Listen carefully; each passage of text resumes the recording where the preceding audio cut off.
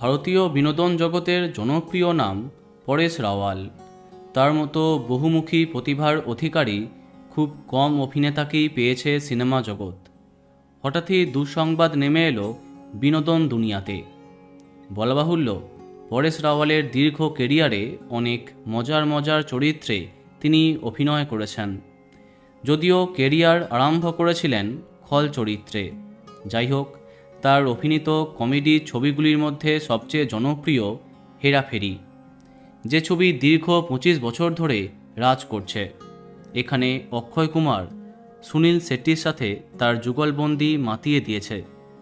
প্রথমে হেরাফেরি, তারপরে ফের হেরাফেরি দর্শক মহলে জনপ্রিয় করে তোলে রাজু, বাবু ভাইয়া এবং শ্যামকে।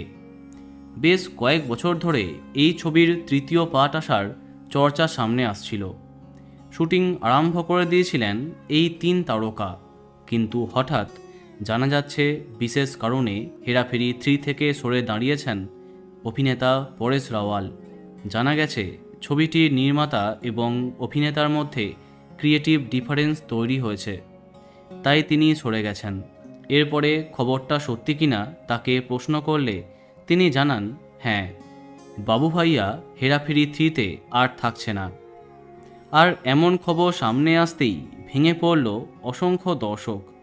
অধিকাংশ দর্শকের মত, পরেশ রাওয়াল না থাকলে হেরাফেরি 3 বানাবার দরকার নেই। নিঃসন্দেহে তার সরে যাওয়া মানতে পারছে না দর্শক। বন্ধুরা, এই বিষয়ে তোমার কি মন্তব্য কমেন্টে জানাতে পারো।